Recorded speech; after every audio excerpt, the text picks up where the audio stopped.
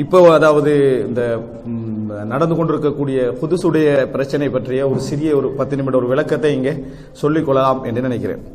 இந்த பிரச்சனை முதலாக நம்ம என்ன புரிந்து கொள்ளணும் சொன்னால், அதாவது பலஸ்தீனை பற்றிய எந்த பிரச்சனையாக இருந்தாலும் சரி, ஒரு முஸ்லிம் கவலைப்பட வேண்டிய நிலையில் தான் நம்ம இருக்கிறோம். அதற்கான எங்களது வகை பங்கு என்ன, நாம் என்ன செய்ய வேண்டும் என்பதை பற்றி யோசிக்க வேண்டிய நிலையில் நாம் இருக்கிறோம். ஆனால் எப்பயும் பிரச்சனையுடைய வடிவம் என்ன நடக்குது அப்படின்றத என்ன செய்யணும், முதலாவது நம்ம புரிஞ்சுக்கொள்ளணும். புரிஞ்சு கொள்ளாம என்ன நடந்ததுன்றே தெரியாம திடீரென இப்ப சிலர் பேசுறத பாத்தீங்கன்னா எப்படி விளங்குன்னு சொன்னா, பலஸ்தீனுள்ள குதுஸ் இன்றைக்கு தான் ஆக்கிரமிக்கப்பட்ட மாதிரி பேசிக்கிட்டு சிலருடைய செய்திகள்லாம் பாத்தீங்கன்னு சொன்னால், இப்பதான் அந்த குதுஸ் பிரதேசம் என்ன செஞ்சிருக்குது, இஸ்ரேலர்களால ஆக்கிரமிக்கப்பட்டிருக்குது அப்படி என்பது மாதிரி என்ன செய்யுது, இந்த பேச்சுக்களை பார்த்தா என்ன செய்யுது விளங்குது. ஏற்கனவே குதுஸ் முழுமையாக யார கையில் இருக்குது, இஸ்ரேலோட கையில தான் இருக்குது. முழுமையாகவே குதுஸ் என்றது, அதாவது ஜெருசலம், இது முழுமையாகவே யார கையில் இருக்குதுன்னு சொன்னால் இஸ்ரேலுடைய கையில தான் என்ன செய்யுது இருந்து கொண்டு இருக்குது. இப்ப நேத்து இன்றைக்கெல்லாம் அது கைப்பற்றியதெல்லாம் அது எப்பவே என்ன செஞ்சிட்டான், கைப்பற்றிட்டான், அவனுக்கு கீழே தான் இருக்குது. கடைசியில சர்வதேச தலையீட்டின் பேர்ல தான் இந்த மஸ்ஜிதுல் அக்ஸா மட்டும் ஜோர்தானுடைய நிர்வாகத்துக்கு கீழே, ஜோர்தான் அவுகாஃபுடைய நிர்வாகத்துக்கு கீழே மஸ்ஜிதுல் அக்ஸா என்ன செய்யுது இருந்து கொண்டு இருக்குது. மற்றபடி டோட்டல் அதாவது குதுசும் யாருடைய கையில் இருக்குது, இஸ்ரேலுடைய கையில தான் இருக்குது. இந்த குதுஸை நீங்க எடுத்துக்கொண்டீங்கன்னு சொன்னால் கிழக்கு குதுஸ் மேற்கு குதுஸ் என்று பிரிப்பாங்க. அதெல்லாம் இந்த காலனித்துவ அடிப்படையில் வந்தது. கிழக்கு குதுஸ் மேற்கு குதுஸ் என்று பிரிப்பாங்க. கிழக்கு குதுஸ் அதாவது யாருடைய, முஸ்லிம்களுடைய கையில இருக்கணும். மேற்கு குதுஸ் அவர்களுடைய கையில் என்னது, யாருடைய, அதாவது இஸ்ரேலுடைய கையில இருக்கணும். இதுதான் சர்வதேச ரீதியாக அங்கீகரிக்கப்பட்ட விஷயம். இது முதலாவது நம்ம தெரிஞ்சுக்கிறோம். நேத்தின்றைக்கு அதாவது என்னமோ ஆக்கிரமிக்கப்பட்ட மாதிரியான ஒரு பேச்சு தான் என்ன போயிட்டு இருக்குது. சவுதி பாக்குறது இல்லையா, உலகம் பாக்குறது இல்லையா, முஸ்லிம் நாடுகள் பாக்குறது இல்லையா, எல்லா நாடும் தூங்கிக்கிட்டு இருக்குது. நேத்து என்ன ஆக்கிரமிக்கப்பட்ட மாதிரி பேசிக்கிட்டு குதுஸ் எப்பொழுதோ ஆக்கிரமிக்கப்பட்டு விட்டது. அதனால முஸ்லிம்களுடைய ஏற்கனவே இதயத்தில் குத்தப்பட்டு விட்டாச்சு, முடிஞ்சது ஒன்று. இரண்டாவது விஷயம் என்னன்னு சொன்னால், டொனால்ட் ட்ரம்ப் தலைநகர் அறிவிக்கிற மாதிரி பேசிக்கிட்டு டொனால்ட் ட்ரம்ப் உதாரணமா இன்றையிலிருந்து சவுதியுடைய தலைநகர் ரியாத் தான் அப்படின்னு டொனால்ட் ட்ரம்ப் அறிவிக்கலுமா, அறிவிக்கலாது. இன்றையிலிருந்து இந்தியாவுடைய தலைநகரம் இதுதான் அப்படின்னு சொல்லி அங்கே அவனுக்கு அறிவிக்கலுமா, பங்களாதேஷ் தலைநகர் இதுதான், பாகிஸ்தான் தலைநகர் இதுதான் அப்படின்னு அறிவிக்கலுமா? அந்தந்த தலைநகர் அறிவிக்கிற அந்தந்த நாடு தான். அவன் எப்படி அறிவிக்கிறது, தலைநகர் எல்லாம் அவன் அறிவிக்கல. ஆனால் ஒரு எம்பசியை மாற்றுவதற்கு தலைநகர்ல தான் எம்பசி என்ன செய்யும் இருக்கும். எம்பசியை மாற்றுவதனால தலைநகர் என்று அங்கீகரிக்கப்படும். எந்த நாடு மாற்றுதோ அந்த நாடு என்ன செய்கிறது, அந்த தலைநகரை அங்கீகரிக்கிறது அர்த்தம். புரிஞ்சுதா உங்களுக்கு? ஒரு எம்பசிய தலைநகருக்கு மாற்றுவதன் மூலம் அங்கீகாரம் கொடுக்குது, இது தலைநகர் தான் அப்படின்றத ஏற்றுக்கொள்ளுது அர்த்தம். புரிஞ்சுதா உங்களுக்கு? ஏற்கனவே அது தலைநகர் தான். யாருக்கு, இஸ்ரேலுக்கு அது தலைநகர். அதாவது டெல் அவிவ் அறிவிக்கப்படக்கூடிய தல் அபீப் அப்படி என்று சொல்லக்கூடிய அந்த பகுதி தான் இஸ்ரேலுடைய தலைநகர் காலாகாலமாக. எந்த அளவுக்கு அது தலைநகர் அப்படி என்று சொன்னால், இஸ்ரேல் அதாவது தல் அபீப கூடுதலாக, டெல் அபீப கூடுதலாக கவனம் எடுப்பதன் மூலம் மற்றைய பிரதேசங்கள் எல்லாம் கவனம் எடுக்கப்படாமல் போய்கொண்டிருக்கின்றன என்று இஸ்ரேலி அவதானிகள் தெரிவிக்கிற அளவுல இந்த தல் அபீப் தான் மிக முக்கியமான இடத்துல தலைநகராக இருந்து கொண்டிருக்கிறது. ஆனால் குறிப்பிட்ட காலத்தில் அவன் அறிவிச்சா குதுஸ் தான் எங்கட என்ன தலைநகர் அறிவிச்சான். யாரு, இஸ்ரேல். எப்பயோ அறிவிச்ச நாள்ல இருந்து, அதாவது இந்த உலகத்தில் நீங்க புரிஞ்சுக்கணும், 2 விதமான அணியினர் இருக்கிறான். ஒன்று இஸ்ரேல் என்ற நாட்டையே அங்கீகரிக்காதவர்கள். இஸ்ரேலை ஒரு ஸ்டேட்டாக என்ன செய்யல, அங்கீகரிக்கல. இஸ்ரேல் ஒரு நாடே அல்ல அப்படின்னு அங்கீகரிக்காதவர்கள் இருக்கிறாங்க. இன்னும் சிலர் என்ன, இஸ்ரேல் ஒரு நாடுதான், இஸ்ரேல் ஒரு நாடுதான், ஆனால் அந்த இஸ்ரேல் இந்த ஆண்டுக்கு பிறகு எந்த இடங்களை எல்லாம் பிடிச்சதோ அதெல்லாம் சட்ட ரீதியானதல்ல. இஸ்ரேல் ஒரு நாடுதான், ஆனால் இந்த ஆண்டுக்கு பிறகு அது காலனித்துவம் செய்யக்கூடிய என்னென்ன பிரதேசங்கள் எல்லாம் ஒரு நாள் நாங்க என்ன செய்ய மாட்டோம், அங்கீகரிக்க மாட்டோம் அப்படின்றாங்க. அப்ப யுஎன்ஓ, அதாவது ஐக்கிய நாடுகள் சபையுடைய தீர்மானம், சர்வதேச பல நாடுகளுடைய தீர்மானம் என்னன்னு சொன்னால், இதுல சர்வதேசமே ஒத்துக்கொண்டிருக்குதுல. அதாவது இஸ்ரேல் குதுசுடைய கிழக்கு இருக்குது, கிழக்கு குதுஸ், அதாவது பைத்துல் மக்திஸ் எல்லாம் இருக்கக்கூடிய அந்த கிழக்கு குதுஸ் இருக்குது. இவைகள் எல்லாமே யாருடைய கையில் இருக்கக்கூடியது, அதாவது பலஸ்தீனர்களுக்கு சொந்தமானது. மேற்கு குதுஸ் தான் யாருக்கு, இஸ்ரேலியர்களுக்கு சொந்தமானது. மற்ற எல்லாமே யாருக்கு சொந்தமானது, அவங்களுக்கு சொந்தமான. இஸ்ரேல் இதிலிருந்து சட்டப்படி வெளியேறணும். பல அறிக்கை 1947 1948, 1967, 1990, இப்படி எல்லாம் யுஎன்ஓ என்ன செஞ்சுக்குது, அதாவது அறிக்கை போட்டு போட்டு பண்ணி இதுல இருந்தாலும் வெளியாகணும். அப்ப இஸ்ரேல் சட்டப்படி எத்தனையோ இடங்கள்ல இருந்து வெளியாக வேண்டி இருக்குது. சட்டப்படி உலக நாடுகள் அடிப்படையில் அவைகளெல்லாம் ஆக்கிரமிப்பு, அவைகளெல்லாம் இஸ்ரேல் சட்ட விரோதமான குடியிருப்புகள், அங்கிருந்து அவர்கள் வெளியேறணும். அதுல ஒன்று குதுஸ். இந்த அப்ப இப்படி சர்வதேச ரீதியாக இருக்கிறதுல எல்லா நாடுகளும் அதுல என்னது, அதுல சைன் பண்ணி எல்லாம் ஓகே பண்ணி தான் இருக்குது. பிழை இஸ்ரேல் ஒரு நாடு தான், இஸ்ரேலுக்கு என்ற தல் அபீப் என்ற ஒரு தலைநகர் உண்டு, அதெல்லாம் ஓகே. அப்ப இந்த பகுதிகள் ஆக்கிரமிப்புக்குள்ளான பகுதிகள், அதுல இருந்தாலும் இஸ்ரேல் வெளியேறணும். இப்படி இருக்கிற டைம்ல அமெரிக்கா டொனால்ட் ட்ரம்ப் நாங்க எங்களது எம்பசியை குதுசுக்கு மாற்ற போகிறோம், அதாவது மேற்கு குதுசுக்கு மாற்ற போகிறோம். அர்த்தம் என்ன, சர்வதேசமே வச்சிருக்கக்கூடிய அந்த சட்ட இயற்றலுக்கு மாத்தமா அறிவிக்குது. என்ன அறிவிக்குது, எங்க எம்பசியை நாங்க குதுசுக்கு கொண்டு போறோம். அப்படின்னா இஸ்ரேலுடைய தலைநகராக இஸ்ரேல் அறிவிச்சிக்கக்கூடிய குதுசை, அந்த ஆக்கிரமிப்பு பகுதியை அமெரிக்கா என்ன செய்ய போகுது, அங்கீகரிக்க போகுது. தலைநகராக அறிவிக்க போறது இல்லையே, அதை அங்கீகரிக்க போகிறது அர்த்தம். இந்த அங்கீகரிப்புக்கு எதிராகத்தான் இந்த பிரச்சனை இதுதான். பிரச்சனை என்ன, தலைநகராக எப்படி அங்கீகரிக்கும், இதை மாத்துறது. எம்பசி அங்க கொண்டு போனோம் என்று சொன்னால் அப்ப அது தலைநகராக அமெரிக்கா என்ன செய்யுது, அங்கீகரிக்குது. அப்படி என்றதான் அர்த்தம். அப்ப அமெரிக்கா அங்கீகரித்ததனுடைய விளைவாகத்தான் எம்பசி என்ன செய்யும், மாற்ற போற அறிவிப்பு வரும். அப்ப பிரச்சனை இதுதான். ஏற்கனவே இப்ப அமெரிக்கா சட்டம் இயற்றி நான் புதுசா தலைநகராக்குறேன் அப்படி என்றெல்லாம் சொல்லல. ஏற்கனவே தலைநகரா அறிவிச்சுட்டான். அறிவிச்சதுக்கு சர்வதேச சட்ட ரீதியா பிழை. ஏன்னு சொன்னா இஸ்ரேல் குறிப்பிட்ட எல்லைக்குள்ளதான் இது இருக்கு, இந்த பகுதிக்குள்ளதான் அவனுடைய இடம். அப்படின்னா அதே பலஸ்தீனுடைய முக்காவாசியை தாண்டின இடம் அது. அப்ப ஆனாலும் இவன் அதை விட தாண்டி என்ன செய்யறான், அதாவது ஆக்கிரமிச்ச பகுதிகள் இருக்கிறதுல குதுசும் உண்டு. இந்த குதுஸ்ல சர்வதேசம் ஏத்துக்கல, நீ இது பிள்ளை, நீ அதுல வெளியாகணும், அதுல நீ என்ன செய்யணும், வெளியாக வேண்டும் என்று சர்வதேசம் சொல்லி இருக்கு. ஏன்னா குதுஸ்ல உனக்கு தலைநகர சப்ஜெக்ட் அங்க என்ன செய்யக்கூடாது, உனக்கு வரக்கூடாது, நீ குதுஸ் அதாவது தவறான முறையில் ஆக்கிரமிச்ச பகுதி அப்படின்லாம் அறிவிச்சிருக்க.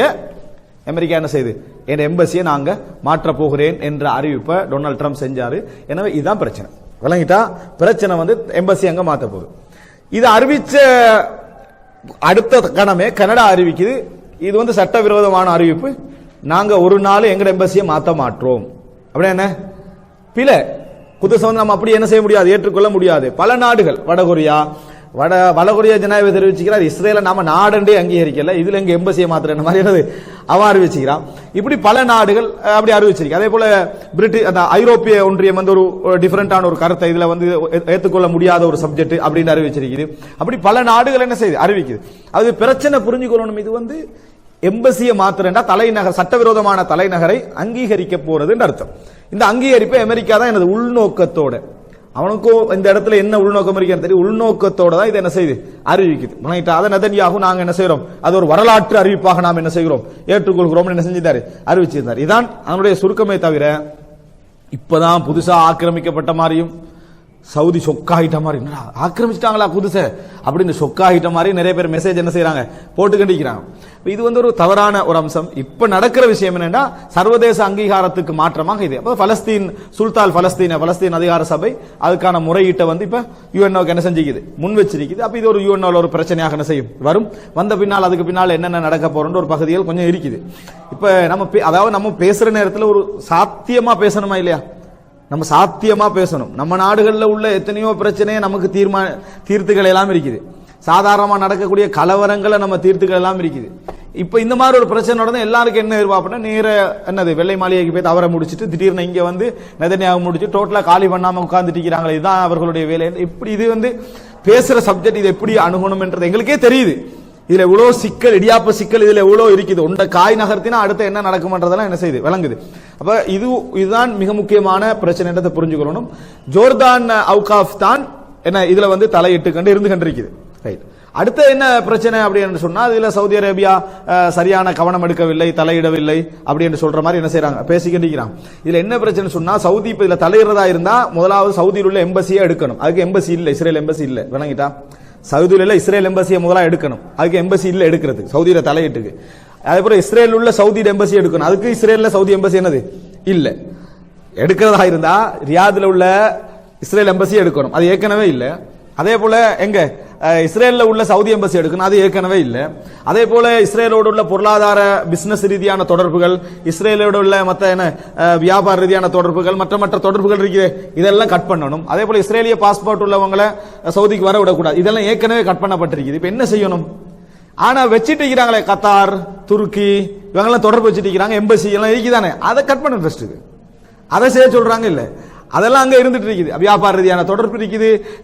இஸ்ரேலிய எத்தனையோ முக்கியமான பிரமுகர்கள் என்னது கத்தாருக்கு வந்துட்டு போறாங்க, அது போல துருக்கிக்கு வந்துட்டு போறாங்க, அவங்களுக்குள்ள பேச்சுவார்த்தை இருக்குது, எம்பசி தொடர்புகள் இருக்குது. இதெல்லாம் கட் பண்ண சொல்லாம என்ன சொல்லிட்டு இருக்கிறாங்கன்னா, நம்ம புதுசா போயிட்டு வந்துட்டாங்களாம், அங்க இறங்கிட்டாங்களாம், உள்ளால தொடர்பு தான். வெளிரங்கமா பாக்குறது எதையுமே என்ன செய்யறது இல்ல, எதையும் சொல்றது இல்ல. உள்ளால நடந்துட்டு அவங்களுக்கு மட்டும் வகை போகுது, இந்த குறிப்பிட்ட குரூப்புக்கு மட்டும் எப்படித்தான் அந்த வகை போகுதோ தெரியாது, அது போய்கிட்டு இருக்குது. இந்த சந்தர்ப்பங்களை பயன்படுத்தி கண்டு தேவையில்லாத பேச்சுக்களை கொண்டு போறான். இது எங்களுடைய நோக்கம் என்னன்னு சொன்னால், இருக்கிற ஹக்கீகத், அது சவுதி அப்படி நடந்தாலும் சரி, கத்தார் அப்படி நடந்தாலும் சரி, யமன் அப்படி நடந்தாலும் நம்ம சார்பா பேசத்தான் போறோம். விளங்கிட்டா? யாரு நேர்மையா நடக்கிறாங்களோ, இப்ப கொல்லப்பட்டாரு அலி அப்துல்லா சாலிஹ், யமனுடைய தலைவராக இருந்து ஹூதிகளுக்கு ஆதரவாகி மறுபடியும் திருப்பி வந்து அவரெல்லாம் இந்த பலஸ்தீனுடைய பிரச்சனை விஷயங்கள் எல்லாம் கடுமையாக நின்றவர். விளங்கிட்டா? இதை நம்ம என்ன புரிஞ்சு, இங்க நடந்தது எம்பசி மாற்றம் பற்றிய அறிவிப்பு சர்வதேச அங்கீகாரத்துக்கு முரணாக தலைநகரை அங்கீகரிக்கிற மாதிரி, குதுஸ் தலைநகரை அங்கீகரிக்கிற மாதிரி. இப்படி அங்கீகரிச்சா ஏற்கனவே அங்கீகரிச்சதோ இல்லோ, ஏற்கனவே ஃபைல் அங்க இருக்கு. அமெரிக்காவுடைய இதுல ஒபாமுடைய காலத்துல, கிளின்டன் காலத்துல எல்லாமே இதை தலைநகரா அங்கீகரிக்க கூடிய அந்த தீர்மானம் அங்க இருக்குது. அதை அறிவிக்கல இந்த ஜனாதிபதி, இவன் அறிவிச்சான். சரியா? உங்களுக்கு தெரியும் டொனால்ட் ட்ரம்ப் செயல்பாடுகளை பொறுத்த வரைக்கும் நீ தொடர்ந்து பார்த்து வந்தா விளங்கும், ஏதாவது உள்நோக்கம் என்ன செய்யும் இருக்கும். டைரக்டா உண்டு அணுகிறதே இல்ல, டைரக்டா உண்டு அணுகிறதே இல்லை, இன்டைரக்டா தான் ஏதாவது ஒரு சப்ஜெக்டை போட்டு அணுகிறது, பின்னால பெரிய இதோண்டு என்ன செய்யும் இருக்கும்.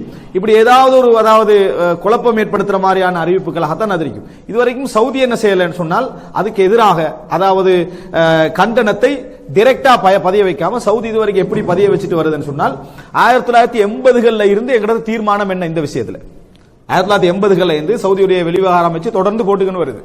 எங்களது தீர்மானம் இந்த விஷயத்துல என்ன அப்படின்னு கேட்டால், ஒரு காலமும் ஒரு நாளும் நாங்க தலைநகர் அங்கீகரிக்கிறதல்ல, இஸ்ரேல நாங்க ஒரு நாள் அங்கீகரிக்கவே இல்லை. அவர் உர்துகான் அறிக்கை விடுறார், ஒரு நாளும் இந்த தலைநகர் மாற்றத்தை அங்கீகரிக்க மாட்டேன், இஸ்ரேல் ஏற்கனவே அங்கீகரிச்சாச்சு.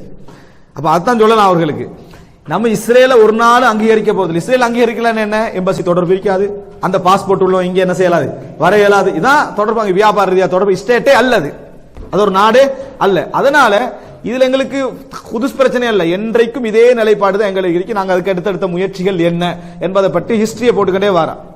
இதுல எந்த மாற்றமும் இப்பையும் இல்லை, இதுக்கு புறவும் மாறப்போவது இல்லை, இதுக்கு பிறகு மாறப்போவதில்லை என்றதை கிளியரான அறிவிப்பை கொடுத்துட்டு வரு. ஆனா இப்ப அது கூட நிறைய பேருக்கு திருப்தி அளிக்குது. எல்லாருக்கும் என்ன தேவைன்னா, திடீர்னு போய் அங்க இறங்கி ஃபைட் நடக்கணும். நினைட்டா ஃபைட் நடந்து சவுதி காணாம போனா சரி, அல்லாஹ்வுக்காக சவுதி இல்லாம போச்சுன்னு சொல்லணும். இதுதான் என்னது ஒரு எதிர்பார்ப்பா இருந்துட்டே தவிர, எப்படி எப்படி இந்த இடத்துல நம்ம நடந்து கொள்ளணும். ரசூலுல்லாஹி ஸல்லல்லாஹு அலைஹி வஸல்லம் அவர்களுக்கே ஹுதைபியா போன்ற சிச்சுவேஷன் இருக்குமாக இருந்தா, எங்களுக்கு அதே போல பெரிய பயங்கரமான சிச்சுவேஷன் எங்களது ஈமான பலகீனங்களுக்கு ஏற்ப என்ன செய்யும், இருக்கும் இடத்தை நம்ம என்ன செய்யணும், புரிந்து கொள்ளணும். எனவே சப்ஜெக்ட் இந்த அறிவிப்பு தான். இப்ப நடந்தது இந்த அறிவிப்பு, இதுக்கு பின்னால என்ன நடக்க போகிறது, இவங்களுடைய நோக்கங்கள் என்ன, இவருடைய அறிவிப்பு மட்டும் சர்வதேசத்தை கட்டுப்படுத்துமா? ஒரு அறிவிப்பு சைனா உடன்படல, விளங்கிட்டா, சைனா உடன்படல. இந்த அறிவிப்பு மட்டும் சர்வதேசத்தை கட்டுப்படுத்துமா, அல்லது இதுக்கு அடுத்தது இறைவன் அதுலதான் அவன் வீழ்ச்சியை வச்சிருக்கிறானா? இதெல்லாம் என்னது தெரியாது. பெருமை பிடிச்சி ஆடுறது தான் வீழ்ச்சிக்கான முதல் காரணம். பெருமை பிடிச்சி ஆடுறதான் உலகத்துல வீழ்ச்சிக்கான முதல் காரணம். அல்லாஹ் தஆலா அது போன்ற அழிவுகள் அல்லாஹ் என்ன செஞ்சிருப்பான், வைத்திருப்பான். நாம அல்லாஹ்விடத்துல பிரார்த்திப்போம். முக்கியமா புரிஞ்சுக்கொள்ளணும், இதுல மிக பிரதான சக்தி அல்லாஹ்வுக்கு அடுத்ததாக இந்த உலகத்துல யார் தெரியுமா, அந்த குதுஸ்ல உள்ள மக்கள் தான். குதுஸ் இஸ்ரேலுடைய காலனித்துவ கீழே இருக்குது. இப்பயும் என்றைக்கும் மஸ்ஜிதுல் அக்ஸா புதுசா அநியாயம் பண்ணால அந்த நிமிஷத்துல இருந்து அதுக்கு முந்தி இருந்து மிக லட்சக்கணக்கான மக்கள் போராடுறது எங்கிருந்து, அந்த குதுஸ் மக்கள் தான் போராட்டம் கொடுத்துட்டு இருக்கிறாங்க. அவங்க தான் உயிர் தியாகம் என்ன செஞ்சாங்க, செய்து கொண்டிருக்கிறார்கள். வெளியில் உள்ள பலஸ்தீனர்களுக்கு கூட அங்க வரையலாது. நீங்க நாங்க அல்ல, கீழே உள்ள காசால் உள்ளவங்களுக்கு வரையலாது, ஹமாஸுக்கு அங்க தலையிட இயலாது. ஏன் அவர்களுக்கே தலையிடலாம்னு அவனோட கீழே தான் இருக்கிறது, யார் இஸ்ரேலுக்கு கீழே தான் இருந்து கொண்டிருக்குது.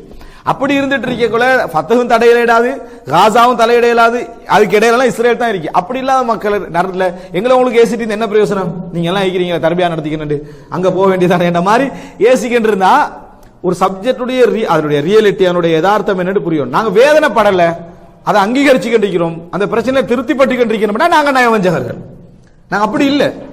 மனதில் எங்களுக்குரிய வேதனைக்கு ஏதாவது செய்ய முடியாதான்ற கவலைகள் இருக்கு, பிரார்த்தனைகள் இருக்குது. ஆனா உங்களுக்கு எங்களுக்கு என்ன டிஃபரெண்ட்னா நீங்க எங்களுக்கு ஏசுறீங்க, உங்களுக்கு ஏசல, அவ்வளவுதான். வேற நீங்களும் ஸ்பெஷலா எதுவும் செஞ்ச முடியல. அப்படி சொல்றவங்களும் ஏதாவது ஸ்பெஷலா போயிட்டு இறங்கி அங்கேயும் தான் பேசிக்கிட்டு இருக்கிறாங்க. இந்த எழுதிக்கண்டு பேசிட்டு இருக்கிறாங்களா, அவங்க எல்லாம் அங்க பலஸ்தீன்ல இருந்து பேசிக்கிட்டு இருக்கல, இதே ஊர்ல தான் பேசிக்கிட்டு இருக்கிறாங்க. ஆனா கொஞ்சம் எக்ஸ்ட்ராவா ஏசுற, நீங்க ஒன்றும் செய்யலன்னு ஏசுறாங்க, அவ்வளவுதான். இதுதான் அவங்க மேலதிகமா செஞ்சது. அதனால தயவு செஞ்சு இந்த பிரச்சனை கொஞ்சம் உரிய வடிவில் அறிவுபூர்வமாக கொஞ்சம் பார்த்தாங்கன்னு சொன்னால் ஒரு பிரயோசனமாக இருக்கும். இதான் ஹக்கீகத்துல், அதாவது முஷ்கிலா, பிரச்சனையுடைய யதார்த்தம் இதுதான். அல்லாஹு தஆலா மிக அறிந்தவர்.